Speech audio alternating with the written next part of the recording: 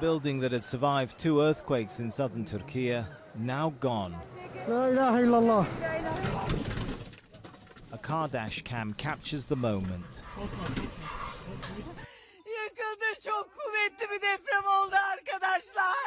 A woman screams, "The earth trembled, all the buildings in Hatay have collapsed. They are dead." And at the airport, panic as the quake hit. A politician's television interview from an aid distribution center interrupted. For families already traumatized, disbelief that terror has come again. We were very scared. We thought the ground would tear apart.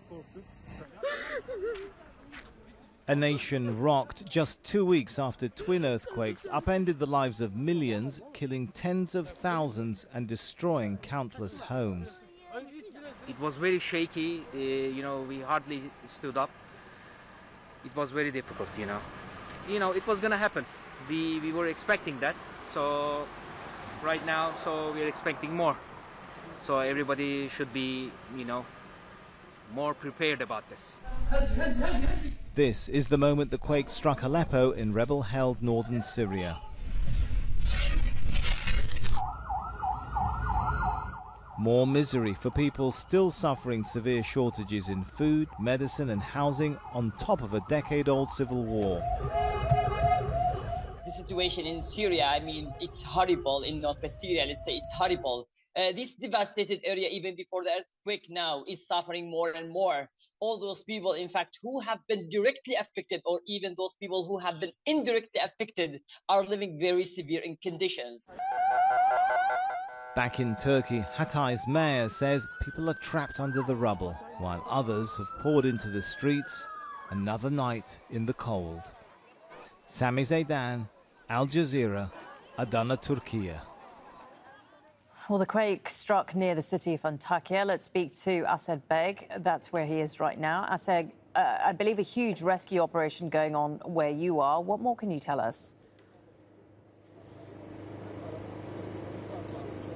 Well, rescue workers have been working throughout the night since that earthquake hit. Now, we understand that there were 4 men inside this building when that hit, and the building collapsed, trapping them inside. Now, 1 man has been recovered, 3 are still inside. We understand that the rescue workers have located 2 of those men, are working to try and get them out. Now, we've been hearing the machinery working behind us and the workers going in and out. Now, no one was living in these buildings. What actually happened was that these men had come to take away some of their belongings, despite the warnings from authorities telling people not to go inside buildings. Now, we understand they had a van here and they were going to take their belongings out when that earthquake hit. Now, we've been speaking to some of the rescue workers, and they said the rescue workers, actually some of them had been leaving the area. They had been winding down the operations. What was actually taking place was recovery operations looking for bodies. When this earthquake hit, they didn't expect it to hit. Yes, there's been aftershocks. There's been thousands of aftershocks, but no one expected another earthquake, at least so soon, just 2 weeks after the other 2 that devastated this region. Now, around this area, there's demolished buildings. The ones that are still standing are severely damaged. But when this earthquake hit, it caused panic. We saw people at petrol stations filling up their cars, saying that they weren't going back to their homes. They're going to spend the night sleeping in their cars. We saw people out on the streets, wrapped in blankets, come out of their homes, saying that they don't want to go back inside. They still felt scared. And when you have those aftershocks, and when you have that earthquake, it makes people relive that trauma.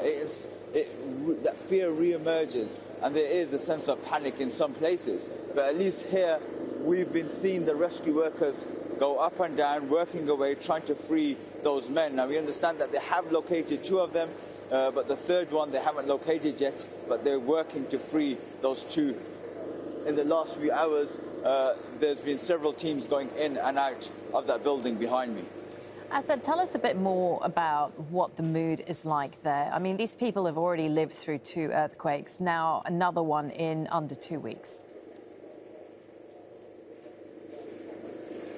People are feeling anxious, there's fear, they're scared.